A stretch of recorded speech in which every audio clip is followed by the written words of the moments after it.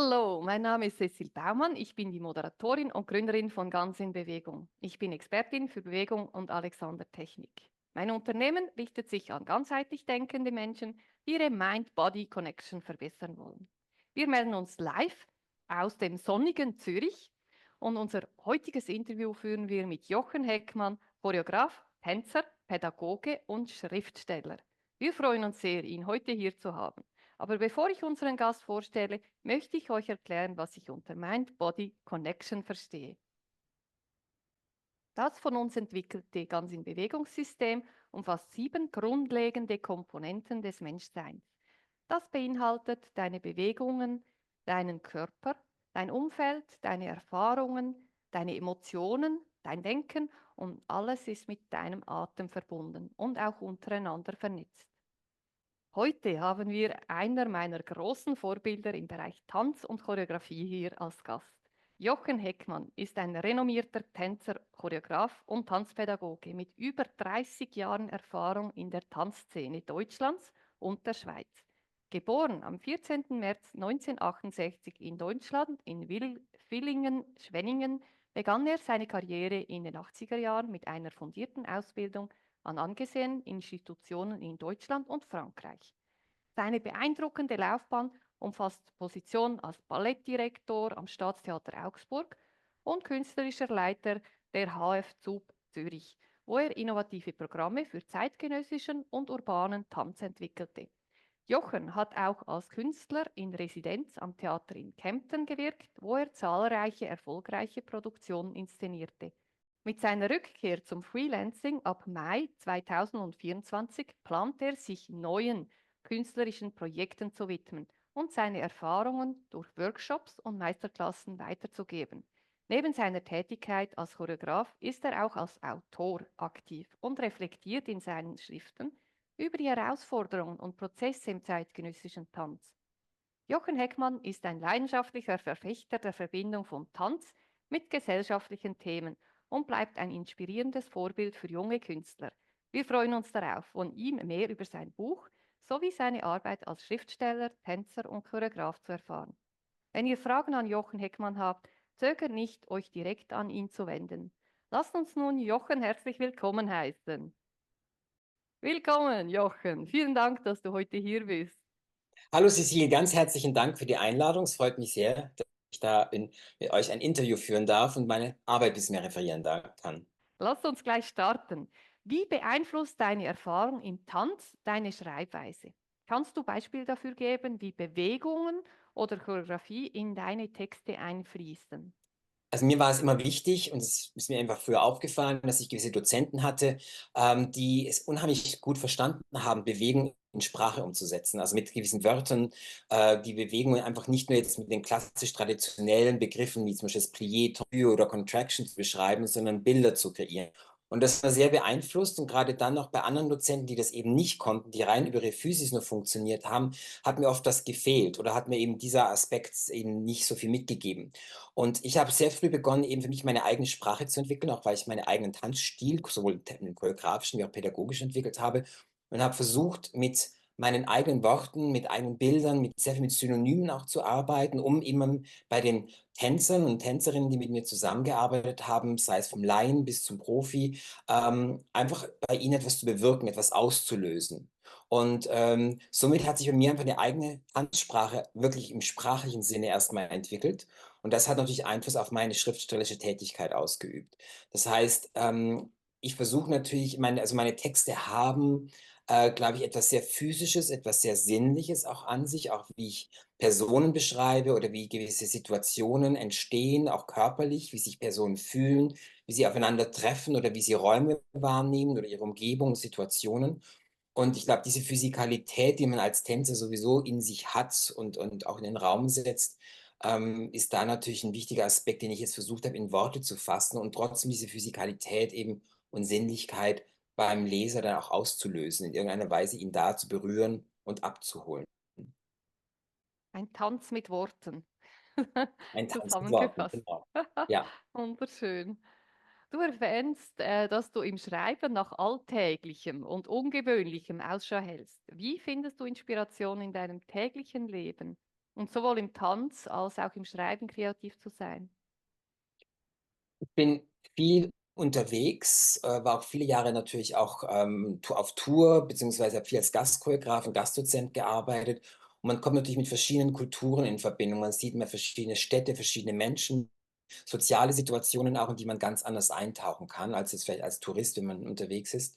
Und dementsprechend habe ich mich einfach darin geschult, einfach auch mal einfach eine Stunde irgendwo zu sitzen, sei es in einem Park, sei es auf einem großen Platz oder in einem Café oder Restaurant und einfach Leute zu beobachten, wie sie sich bewegen und wie sie in Situationen reagieren oder eben auch agieren. Und habe da für mich durch diese Beobachtungen versucht, auch irgendwie Feinheiten rauszuarbeiten, um eben etwas zu typisieren, um etwas aus dem Alltag heraus für andere Menschen in der Physikalität greifbarer zu machen. Und das passiert auch manchmal, wenn ich jemanden beobachte, wie jemand isst oder wie er eben, oder man sich selber auch beobachtet. Das ist vor kurzem ist mir aufgefallen, dass in einem Gespräch mit einem Kollegen, wir waren auch in einem Zoom-Talk, ich angefangen habe, so ich habe Hunger, ich muss jetzt dringend einen Apfel essen und mich selber dann auf dem Bildschirm Apfelessen beobachtet habe, was man normal ja nicht tut, dass man sich beim Essen zuschaut. Und es sind mir ein paar Sachen aufgefallen, die ich so noch nie wahrgenommen habe. Also das heißt, ich suche immer wieder nach der Möglichkeit zu reflektieren, Mhm. Bewegungen, Strukturen, auch in der Dynamik. Also ich bin viel in der Natur unterwegs und ich bin immer begeistert, wenn ich dann zum Beispiel Vogelschwärme sehe, wie die miteinander koordiniert fliegen oder wie sich die Natur plötzlich verändert und solche Sachen beobachte ich dann einfach oder einen Kreisverkehr mit vielen Autos. Ja, also das sind so diese Sachen, wo man Dynamik, Bewegung einfach analysiert und die man dann später irgendwo auf der Bühne wieder einbringen kann oder eben auch körperlich versucht, auf eine andere Art und Weise darzustellen. Mhm. Ja, ja, weil ich habe viele Choreografen kennengelernt, die mehr mit so Texten arbeiteten oder Bücher, sich von Büchern inspirieren ließen. Und manchmal ist das sehr schwer. Und ja, ich finde das eigentlich noch spannend, dass man vielfältig auf Ja, Ideen kommen kann. Aber es ist einfach die Zeit, die man dafür investiert, oder? Das sich zu reflektieren und zu hinterfragen, also ich zu habe mit Sicherheit auch beobachten. Texte oder Bücher oder Geschichten oder auch Filme oder andere Situationen erlebt, die mich genauso auch inspiriert haben. Aber ich habe gemerkt, ich bin immer jemand, der mehr aus einer gewissen, ja, eben aus einer gewissen Sinnlichkeit heraus, aus einer Emotionalität heraus agiert und das Mhm. versucht erstmal zu vermitteln und etwas herüberzubringen. Ich habe ein ganz schönes Beispiel. Ich habe vor vielen, vielen Jahren, ist bei mir um die Ecke, wo ich gewohnt habe, eine große landwirtschaftliche Fläche platt gemacht worden, um dort dann, dass später Häuser entstehen. Und es war ein Bagger mit einem Baggerführer, der über Tage hinweg dort Gräben gegraben hat, mit dem Bagger und riesen Erdhäufen aufgeworfen hat. Und von weitem sah es aus, eigentlich, als ob da irgendein Maulwurf unterwegs gewesen wäre, obwohl die natürlich riesig war in der Dimension.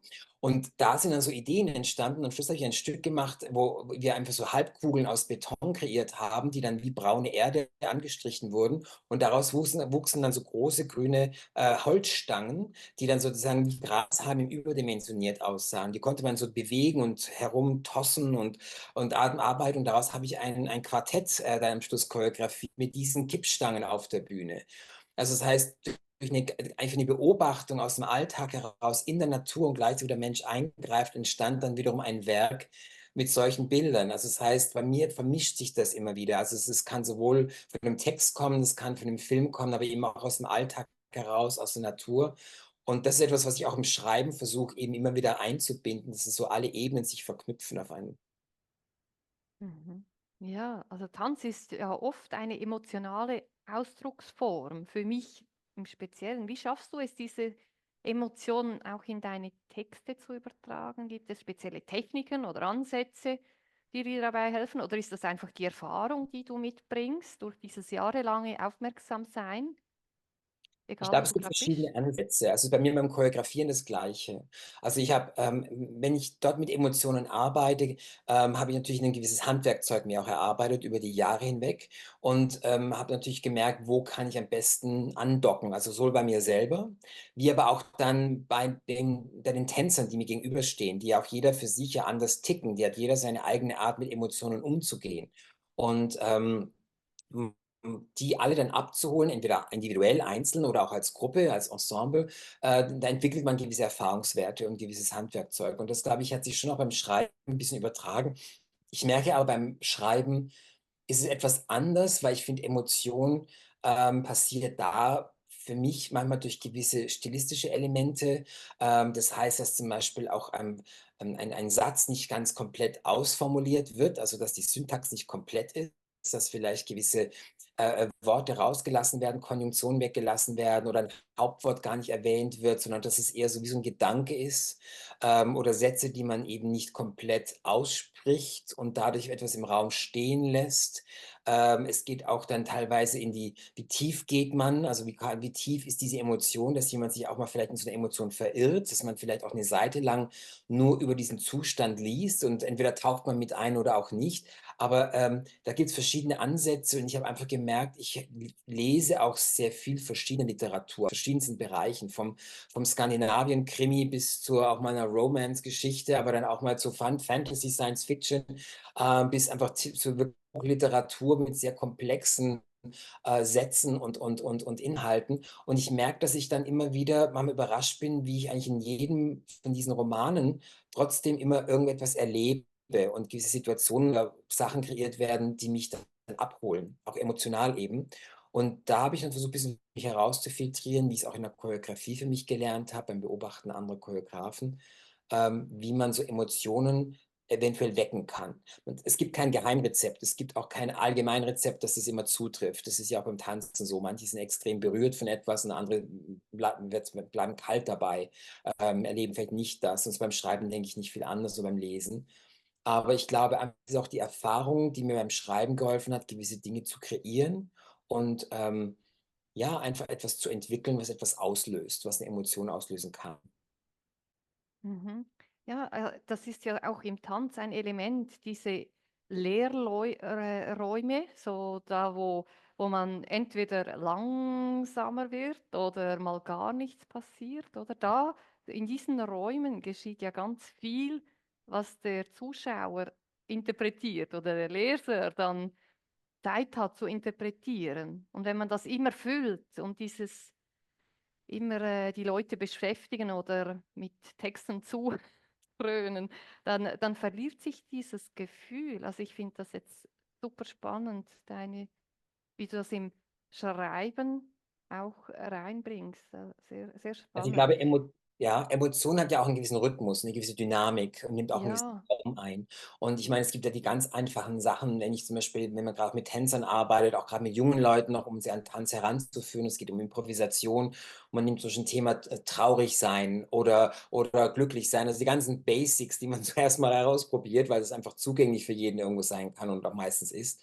Dann gibt es ja ganz klar, dass zum Beispiel ein Glücksgefühl wird viel räumlicher sein, viel größer sein. Der Körper ist viel offener. Es sind einfach eher die Extremitäten, die in Aktion treten, während bei einer Traurigkeit sich wahrscheinlich der Raum sehr verkleinert, verringert, eher innerlich wird. Die Person auch vielleicht viel mehr über den Torso, über die ganzen, gerade im Oberkörperbereich, Brustbein arbeitet. Das heißt, also das sind solche ganz einfachen Dinge.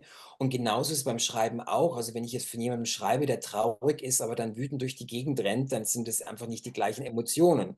Also muss ich vielleicht auch überlegen, mit was für Worten kann ich diese Traurigkeit eher beschreiben? Sind es dann vielleicht nur noch kurze, abgeschnittene Sätze, die dann vielleicht sogar im Raum stehen, vielleicht einen Abschnitt haben, wo man merkt, der möchte nicht mehr drüber reden, aber man kann es vielleicht eher nachvollziehen, eben diesen Leerraum gestalten.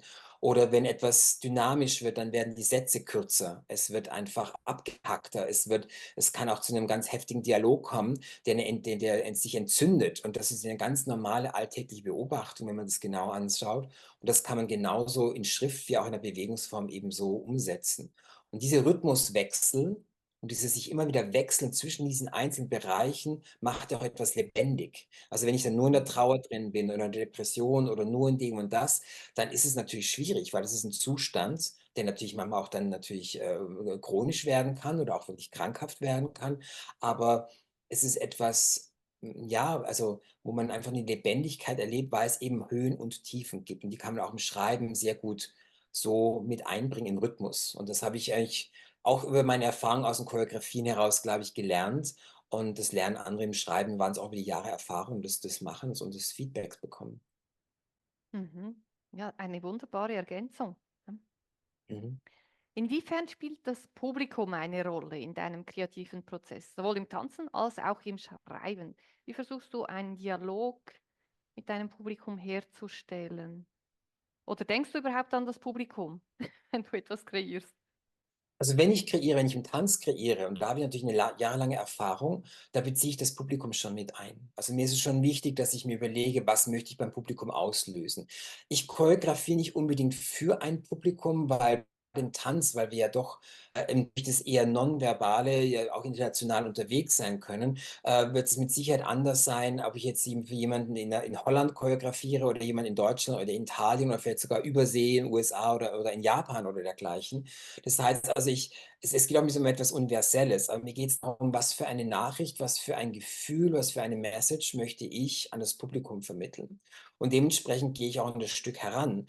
Und meine Werke sind eigentlich immer sehr, sehr unterschiedlich konzipiert gewesen. Manche waren extrem in der Ästhetik, weil da ging es ja auch um eine gewisse Ästhetik zu finden, eine gewisse Körperlichkeit, auch mit der Musik im Einklang zu sein. Und woanders war es dann mehr die Geschichte, da war eher ein theatrales Element drin. Oder auch eine Physikalität, wo ich sage, ich möchte überhaupt, mir geht es nicht um gestreckte Füße, lange Beine, Turnout oder irgendwas aus dem eher klassischen, neoklassischen, sondern vielleicht eben diese Physikalität, die wir heutzutage sehr stark zum Beispiel auch von den israelischen Choreografen kennen, dieses sehr in den Boden reingehen, sehr direkt ehrlich sein, sowas aus sich herauslassen, fast rausschreien manchmal. Und diese verschiedenen Aspekte sind für mich immer wichtig gewesen, um jedem Stück ein bisschen eine eigene Botschaft, eine eigene Art mitzugeben, um ja auch nicht in die Falle zu laufen. Ah ja, das ist Heckmann, weil halt das so und so und so ist. Mit Sicherheit gibt es Signaturen, Bewegungen, gewisse Elemente, die bei mir immer wieder auftauchen, sich mit den Jahren auch verdichtet haben, weil sie eben auch eine Signatur für mich sind und man dadurch meine Werke wiedererkennen kann. Aber ich glaube doch, dass da sehr viel Variantenreichtum drin liegt. Und das ist etwas, wo ich zum Beispiel beim Schreiben ein bisschen schwieriger finde, weil ich einfach das Gefühl habe, Sprache kann eigentlich jeder erstmal verstehen. Lesen tun natürlich ein Großteil unserer Gesellschaft auch. Na, es gibt welche, die es vielleicht nicht können oder ein Problem damit haben, aber dennoch ist mal grundausgenommen, ist ein großer Bestandteil der Gesellschaft, kann Texte lesen und interpretieren, grundlegend. Und das ist etwas, wo ich merke, es ist natürlich dann auch schwierig, weil man manchmal Worte und gewisse Sachen schnell auch anders interpretiert, schnell man es auch sofort versteht oder für sich zumindest verstehen kann und möchte. Und da ist es natürlich immer die Gefahr, dass man auch schnell was in die falsche Richtung leitet oder jemanden vielleicht woanders abholt, als man möchte. Und man bekommt kein direktes Feedback. Also, Mhm. im Tanzen habe ich einfach ein Publikum und wenn ich als Tänzer auf der Bühne stehe, hatte ich eigentlich immer das Gefühl, dass ich zu einem gewissen Grad das Publikum gespürt habe. Ist es mit uns dabei oder ist es eher nur am Zuschauen? Erlebt es was? Kommentiert es vielleicht sogar, sei es durch Applaus oder mal durch ein Raunen oder durch ein gewisses Luftholen oder manchmal sieht man ja auch im Publikum vor sich sitzen, je nach Lichtkonstellation auf der Bühne und im Zuschauerraum. Und das spürt man auch als Choreograf, ob man im Publikum sitzt oder nebendran. Man bekommt das mit, auch bei der Premiere.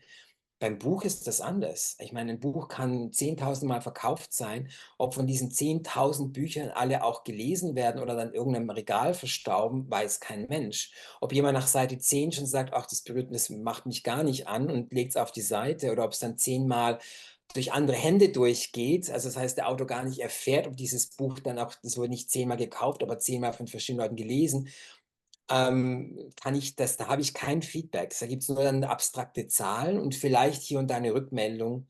Und das ist schon nochmal ein ganz anderer Prozess. Und man sagt auch immer am Anfang, wenn man ein Buch schreibt, heißt es, ja, Sie müssen wissen, an wen Sie das Buch adressieren. Wer sind die Adressaten?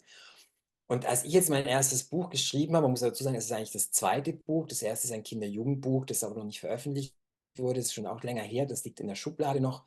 Ähm, Da war klar, warum, weil das mit einem Theaterstück zusammen, das ich konzipiert hatte und daraus ein Buch entwickelt habe. Aber für das jetzige Buch zum Beispiel merke ich, das war unheimlich schwierig, die Definition anzutreten. Das ist es ein Buch, da geht es um eben Coming Out oder da geht es um den Berliner Mauerfall oder da geht es ums Tanzen oder da geht es um Männer in ihren 50ern, in den 80ern, wo in Scheidung leben oder irgend sowas. Also es sind so viele Themen da drin, dass ich gemerkt habe, ich kann es nicht so einfach definieren. Und Mhm. das finde ich beim Schreiben momentan noch ein bisschen schwierig, weil ich schreibe einfach, weil ich was erzählen möchte und unabhängig, ob das jetzt wen es interessiert. Das so im ersten Moment, ja. Ja, du hast das sehr schön erklärt, was die Vor- und Nachteile sind. Und Mhm. du beschreibst ja den Tanz als flüchtig und das Schreiben als geduldig. Wie Mhm. gestalten sich die unterschiedlichen Schaffensprozesse für dich? Gibt es Überlappungen zwischen diesen beiden Kunstformen? Also Dinge, die du denkst, ja, das ist bei beiden gleich, weil jetzt haben wir ja die Sparte, Ja, wie sie auseinanderfällt. ja. Wo treffen sie sich? Also, sie treffen sich auf jeden Fall in jeglicher Form der Dramaturgie, Mhm. des Abholens von eben Emotionen, von, Ereignissen, die einen irgendwo berühren, auf eine Reise mitnehmen. Das ist bei beiden, denke ich, gleich. Da habe ich auch gemerkt, dass ich vieles, was ich über das Tanzen, über die Dramaturgie des Tanzens, über Konzeption gelernt habe, eben auch sehr schnell eben beim Schreiben anwenden konnte und auch sehr spontan gemerkt habe, wenn irgendwo etwas dann 'ne Länge bekam oder zumindest in meinen Augen eine Länge bekam oder vielleicht nicht weit genug gegangen ist. Das habe ich im Choreografieren eben auch irgendwann lernen müssen. Man hat so manchmal so, also, ich habe immer so dieses Gefühl gehabt in den ersten so 10 Jahren meines choreografischen Schaffens, dass ich manchmal in Proben drin saß, Sequenzen gesehen habe, wo ich gedacht habe: „Ach, da stimmt was nicht.“ Mhm. Aber anstatt das zu analysieren und hinzugehen, habe ich das dann immer so über mehrere Proben hinweg einfach stehen lassen. Manchmal auch bis zur Premiere nie geändert. Und selbst im Nachhinein denke ich: „Ach, warum habe ich diese Stelle nie angepasst?“ Weil, ja, vielleicht war's jetzt auch die Tänzer oder meine Tagesverfassung oder was auch immer. Und ich habe dann irgendwann gelernt, nein, wenn dieser Moment auftaucht, musst du ihn sofort in die Hand nehmen und ändern. Das heißt, kürzen, auch kill your darlings, wie man so schön sagt, oder was ergänzen oder verändern drin, das heißt eben Rhythmus, Dynamik. Also es gibt ganz viele Aspekte. Oder ich muss die Tänze noch einen anderen Subtext mitgeben. Und das ist das Gleiche im Schreiben. Ich habe ganz schnell auch beim Schreiben gemerkt, gerade wenn man sowas dann liegen lässt, 2 Tage später wieder drauf schaut, da zieht sich was in die Länge. Oder das ist jetzt so ein Kauderwelsch. Also, es ist so ein ganz verknorzter Satz, der geht gar nicht beim Lesen, ja? Und das sind so Sachen, wo, finde ich, glaube ich, sehr viel vom Tanzen mitgebracht, vom Choreografieren.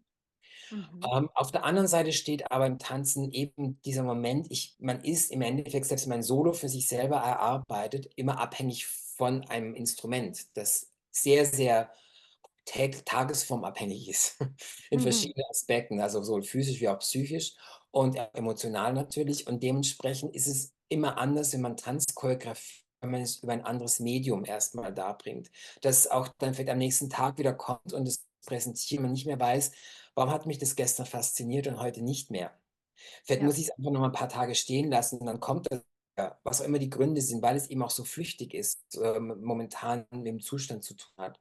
Ähm, Dazu kommt noch, dass der Tanz einfach, wenn er mal auf der Bühne steht, dann entwickelt er sich noch mal anders weiter. Also, die Vorstellung 1 bis zur Vorstellung 10, das ist 'ne Wahnsinnsentwicklung. Also, es wird jeder Künstler, der, egal ob's das Schauspiel, auch Musikbereich ist, wird sagen: „Also, Premiere schön und gut, aber ich freue mich eigentlich immer erst dann so auf die dritte oder auf die fünfte oder auf die irgendwie hundertste Vorstellung“, weil ich einfach merke, dass ich dann ganz anders damit umgehen kann und auch ganz andere Dinge darin entwickle, die schafft man nicht bis zur Premiere, egal wie lang diese Probenphase ist. Mhm. Beim Schreiben ist es eher so, man kann natürlich an dem Text rumdoktern und rumdoktern und rumschreiben und lektorieren, lektorieren, bis man ihn zu Tode auch lektoriert. Das kann natürlich gut passieren. Und wenn so 'n Buch mal gedruckt ist, ist es gedruckt, dann ist es da. Und das ist natürlich auch so was, vielleicht nicht immer Endgültiges, aber ich denke, es gibt nicht so viele Autoren, wenn man's dann genau betrachtet, die dann mehrere Auflagen dann von ihren Büchern haben, wo sie noch mal drüber gehen können gegebenenfalls. Weil bei vielen waren's die erste Auflage, vielleicht noch die zweite und dann war's das und dann ist es das, was im Regal steht, was man in den Händen hält, ist das Endprodukt. Und, ich glaube einfach, da gibt's so gewisse Unterschiede in der Wahrnehmung und wie man Mhm. herangeht. Und was es aber beim Schreiben ist, ich sage immer so ein bisschen, es ist schon ein bisschen Elfenbeinturmkunst, ja? Also, man sitzt alleine vor seinem Laptop, vor seinem Notizheft oder was auch immer und man schreibt und nur das, was da steht, hat man auch selber geschrieben und verfasst. Es wird niemand anders eingreifen. Der Computer wird keine Änderungen vornehmen, soweit wir nicht die KIs und AIs, wie sie alle betätigen wollen, wird der Text so am nächsten Morgen beim Aufklappen wieder dastehen, wo man es geschrieben hat. Und das ist natürlich ein ganz anderer Prozess. Beim Mhm. Tanzen kann mal sein, dass 'n Tänzer 'n Schritt vergessen hat vom Tag zuvor oder 'n Lift nicht mehr so klappt wie am Tag zuvor oder 'ne Szene eben noch mal komplett schnell mal kurz umgeändert wird oder rausgeschmissen wird, aus verschiedensten Gründen. Und, das ist etwas, wo man auch 'ne gewisse Abhängigkeit hat und das habe ich hier nicht. Vor und Nachteil natürlich. Also, von dem her gibt es sehr viele Parallelen, aber auch sehr viele, andere Herangehensweisen ans Schaffen und Kreieren. Mhm. Ja, und es ist ja auch so, oder es ist ein Produkt, entweder ein Tanzstück oder ein Buch. Und auch die Person, die zuschaut, so das Publikum, die Außenwelt, die drauf schaut und das liest oder konsumiert und sieht, ist auch immer in einer anderen Verfassung. Ich habe Bücher gelesen als Teenager und dann als Erwachsene nochmal gelesen und gedacht, ah, ich habe das total falsch verstanden damals oder anders wahrgenommen. Ja, Damals, ich ja. fand das ein super Buch und jetzt finde ich so, ja, also ich weiß gar nicht mehr, was ich daran fand. Oder gleich umgekehrt, dass ich das damals gar nicht verstanden habe und dann erst Ja, durch das Älterwerden plötzlich genau. finde, wow, das ist unglaublich. Also es lohnt sich auch Bücher immer wieder zu lesen. Finde ich wirklich schön. Eben, also ich glaube, das ist eben auch das Spannende. Ich kann so 'n Buch ins Regal stellen und nach 10 Jahren wieder herausholen. Das ist Ja. im Tanz bisschen schwierig. Ich merke auch, dass manchmal Stücke, Werke, die halt irgendwie original kreiert worden sind und dann Jahre später von anderen Ensembles getanzt werden, ähm, oft 'ne ganz andere Wirkung dann haben oder manchmal auch dann vielleicht nicht mehr diesen Effekt haben, weil vielleicht der Choreograf selber gar nicht alles mehr mit den Tänzern erarbeitet hat, sondern Assistenten und welche, die es ihnen halt beigebracht haben, vielleicht noch gecoacht werden vom Choreografen. Aber es ist immer noch etwas anderes und ich glaube einfach, das ist noch mal beim Buch wie gesagt, wenn es da mal steht, ist wie ein Gemälde an der Wand, das wird dort hängen, das bleibt da. Man kann's wieder abhängen natürlich, aber es ist einfach es ist da und es entwickelt sich mit einem selber auch weiter, während so 'n Tanzstück ist einfach für den Moment gedacht. Und, das ist und es lebt sehr, sehr stark, finde ich, von den Tänzern, mit denen es auch geprägt wurde. Also, grade Mhm. jetzt aus den 80ern raus, 70er, 80ern heraus, sind sehr viele Choreografen, die ich finde, die sehr speziell mit ihren Tänzern gearbeitet haben und für ihre Tänzer. Und wenn da dann andere Besetzungen kommen oder andere Ensembles kommen also, ich meine, Pina Bausch hat nicht umsonst, so gut wie nie eines ihrer Stücke woanders gesetzt, in 'nem anderen Ensemble, ja? Mhm. Und man merkt natürlich, was dann passiert, wenn es dann von anderen Leuten getanzt wird und nicht mehr so gecoacht wird. Das ist einfach 'n anderes Erlebnis, sobald man die Urfassung kennt. Das ist Ja, natürlich die ja. andere Geschichte, ja. Mhm. Aber ja, also ich finde, mich hat's eben deswegen, glaube ich, auch so fasziniert, weil wenn man tanzt, ist man so viel gebunden auch an Räumlichkeiten. Man braucht 'n Tanzstudio, man braucht 'ne Bühne, man braucht eine gewisse Infrastruktur. Das brauche ich beim Schreiben alles nicht. Also, das beim Schreiben reicht mir selbst 'n Blatt Papier und 'n Stift und dann kann ich loslegen. Und das kann ich Mhm. für mich nachts um 4 machen, wenn ich Lust habe, wenn ich nicht schlafen kann oder morgens um 6 aufstehen, sagen: „So, ich schreibe mal 2 Stunden“, was ich auch gemacht habe zum Beispiel. Das ist im Tanzen etwas anders. Ja, Ja, ja. Und du brauchst die Tänzer und Tänzerinnen, also du brauchst das Ganze drumherum. Und die Musik, ich finde, die Musik ist auch eine genau. Herausforderung. Ja, ja, Also für ja, mich ja, wirklich das A und O, ja, Musik und da die richtigen Stücke zu finden. Am besten natürlich ein Musiker, Live-Musik, hast du das ist bestimmt auch. ja, das ist wunderbar. Aber es ist natürlich eine Infrastruktur und kostet Geld. Ja, Und ja. das wirklich machen zu können, braucht es eben sehr viel Investment und das ist sehr Mhm. aufwendig, auch im Vergleich zu anderen Kunstformen, die natürlich in dem Moment, grad im Schauspiel und im Musiktheater, die leben natürlich von Texten, die geschrieben sind. Also, die müssen das Ja. alles nicht mehr vorbereiten. Das im Tanzen beginnen immer bei null. Es ist immer null. Eine wunderbare Carte blanche und gleichzeitig eine unglaubliche Herausforderung und Abenteuer. Das ist natürlich das, was mich auch immer dran fasziniert und gleichzeitig aber auch die Schwierigkeit aufzeigt im Vergleich zu anderen Sparten. Und, Mhm. wie gesagt, da ist das Schreiben dagegen fast harmlos eigentlich, also, weil's eigentlich jeder irgendwo machen kann, ja? Und, Ja, ja. aber da dann gleichzeitig trotzdem sich so herauszuarbeiten, dass auch etwas entsteht, was einen gewissen Anspruch hat, 'n literarischen, künstlerischen Anspruch hat, ist natürlich dann die andere Ebene. Ja. Ja, ja, natürlich, natürlich. Wie bestimmst du, welche Themen oder Geschichten du in deinen Texten und Choreografien ansprechen willst? Hast du ein bestimmtes äh, Gefühl oder was ist so der Ausschlag, dass du denkst, da möchte ich ein Stück kreieren darüber? Oder also hast du ein Gefühl dafür entwickelt oder wie funktioniert das bei Ja, dir? also ich muss ganz ehrlich sagen, es ist einfach ganz normales Bauchgefühl. Also, es ist wirklich Bauchgefühl. Mhm. Intuition, Instinkt, da passieren ganz viele Dinge, dass mich ein Thema einfach erfasst, dass mich irgendeine Geschichte plötzlich berührt oder irgendeine Geschichte in meinem Kopf entsteht, die mag nicht mal vielleicht sogar real passiert sein irgendwo, sondern dass irgendetwas plötzlich in meinem Kopf passiert, losgeht und ich merke so: „Oh wow, das berührt mich“ und das hält mich am Laufen. Also, ich habe manchmal schon Ideen im Kopf gehabt oder einfach sind auf mich zugekommen, die aber nach ein 2 Tagen ist dieser Gedankengang, dieser Flow, den ich hatte, plötzlich wieder weg gewesen und kam auch nicht wieder. Und dann gibt's Ah, andere okay. Themen, die mich einfach erfasst haben und berührt haben. Und ich weiß nicht, als ich meinen ersten großen Klassiker Cinderella von Prokofjew umsetzen wollte, da war ich noch in Zürich mit meinem freien Ensemble mit Looping unterwegs und ich dachte: „Was könnte der erste Klassiker sein, den ich mal wirklich modern neu interpretieren möchte?“ Und da ist mir sofort die Cinderella von Prokofjew eingefallen, sowohl musikalisch wie auch einfach von der Geschichte, weil ich sie einfach sehr speziell fand. Und, bin dann damit einfach über Jahre hinweg, wie man so schön sagt, fast ein bisschen schwanger gegangen, die Mhm. ich dann in Augsburg dann am Schluss auch umgesetzt habe und es auch wirklich wunderbar funktioniert hat, aber das war genau diese Intuition. Während zum Beispiel mein Intendant in Augsburg immer wollte, dass ich einen Strawinski umsetze. Und ich mag Strawinskys Musik sehr gerne, aber ich spüre sie mich für mich tänzerisch nicht unbedingt. Also, es war für mich nie ein choreografischer Drang, diese Musik, egal welches Stück von ihm umzusetzen, bis mir dann irgendwann der Feuervogel einfach noch mal über den Weg lief. Und das war dann auch meine letzte Produktion in Augsburg im Großen Haus, wo ich dann den Feuervogel interpretiert habe. Das heißt also wirklich Lust drauf hatte, das umzusetzen und zu machen. Und das kam aus'm für 2 3 Jahre aus'm Bauch raus. Und das ist beim Schreiben nicht viel anders. Also, wenn ich Geschichten ansetze, setze ich mir selten 'n grad bei kürzeren Erzählungen erst mal 'n Plot, sondern da geht's erst mal darum, mir kommt irgend 'ne Szene in den Sinn, 'n Bild, 'ne Figur, Mhm. immer etwas Situatives. Und das greife ich dann eigentlich auf und, ja, greife das auf und gehe damit sozusagen dann den Schritt weiter und versuche einfach was spontan zu entwickeln. Ich bin auch jemand, der erst mal die ersten Sätze schreibt und dann entwickeln lässt. Also, der jetzt noch nicht weiß, wie es ausgeht, wo es hinführt, sondern ich lasse mich dann treiben von der Geschichte, von den Ideen und Bildern. Und, das ist eigentlich eher so der Ansatz. Das heißt, das kann was sehr Emotionales sein, das kann ein Geschehnis sein, das kann ein Ereignis von außen sein, das kann aber auch einfach nur ein Bild sein, das sich plötzlich da irgendwie, mitnimmt, genau.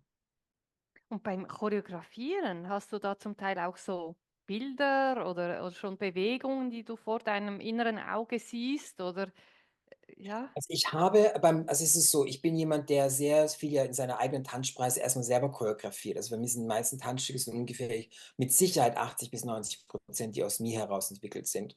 Und ich bin dann sehr vorbereitet, indem ich einfach dann Szenen oder einzelne Sequenzen mir schon im Kopf, emotional eben oder eben von der Atmosphäre, von was soll sie erzählen, was soll sich vermitteln, das mitnehme und dann eigentlich erst mal austeste, was passiert in meinem Körper? Eben, was ich vorhin mal erzählt habe, Mhm. wenn 'ne Emotion dasteht, wie fühlt die sich in mir im normalen Alltag an? Wie wird mein Körper reagieren?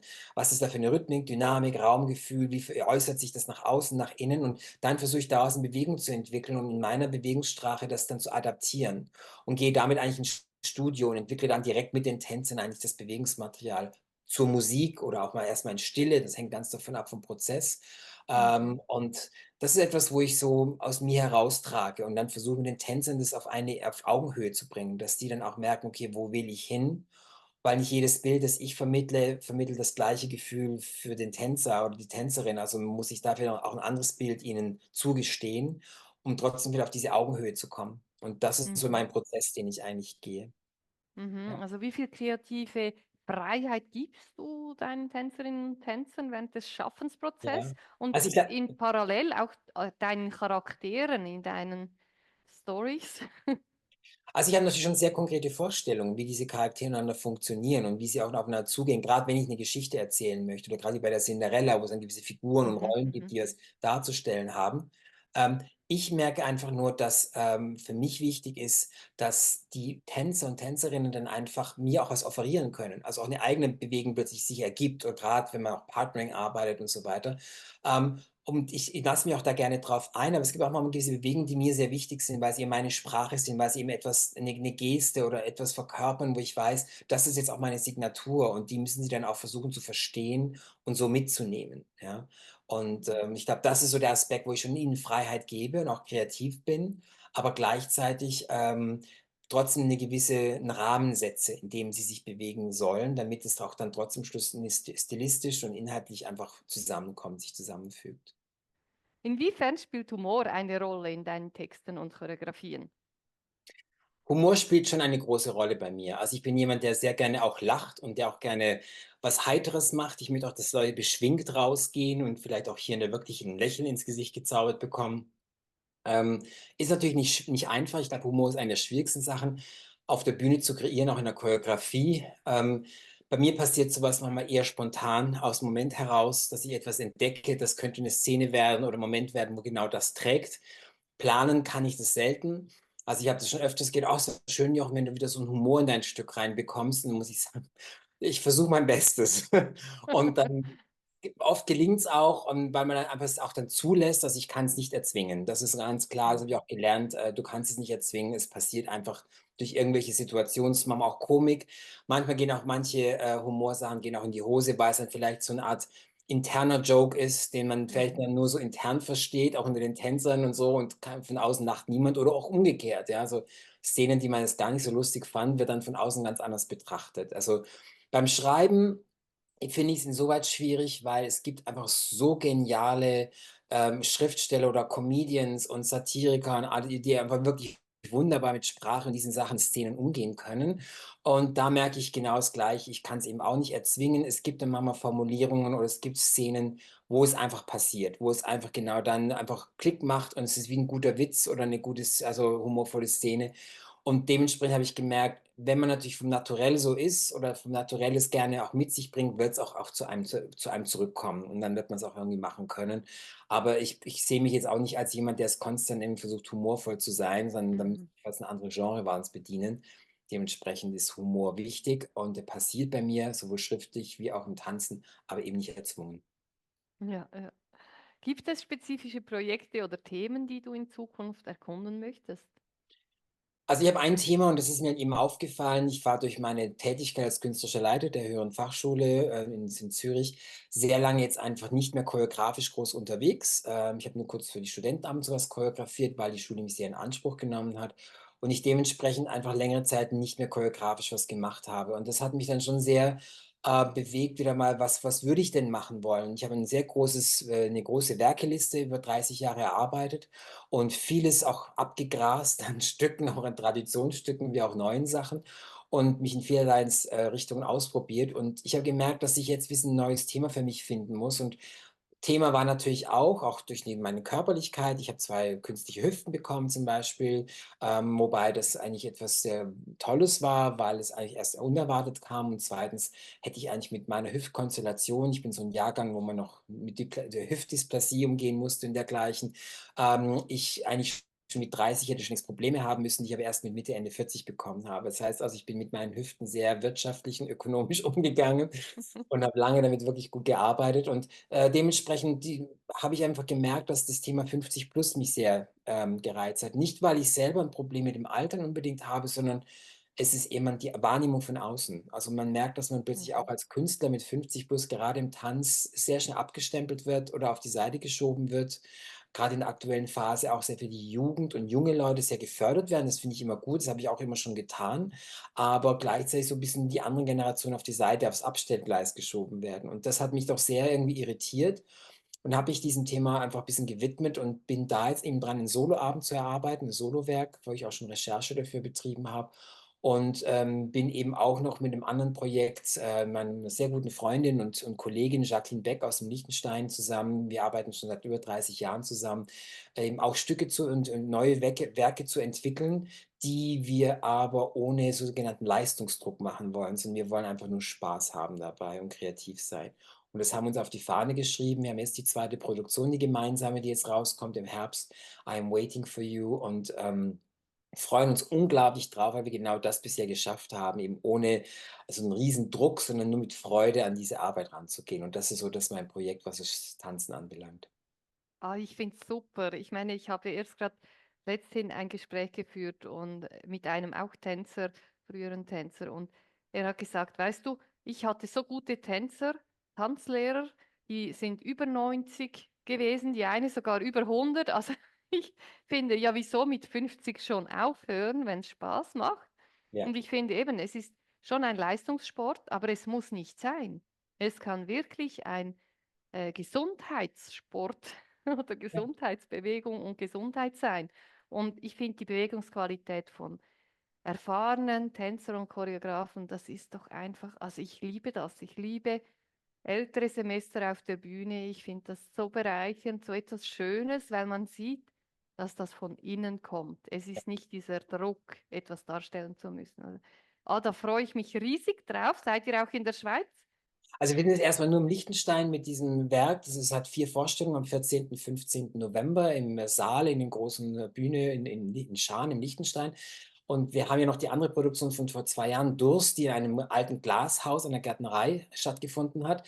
Und wir versuchen jetzt beide Werke einfach so auf Tournee zu bringen, beziehungsweise Durst muss erstmal auf eine normale Bühne adaptiert werden, weil es war schon ein spezielles Environment, in dem wir waren. Und ich denke mal, da wird bestimmt noch was kommen, aber wir wissen jetzt, wo wir erstmal die Produktion so im Theater so präsentieren können und wird mit Sicherheit versuchen wir da noch weiterzukommen, auch in die Schweiz oder in Deutschland und dergleichen. Ah, freue ich mich.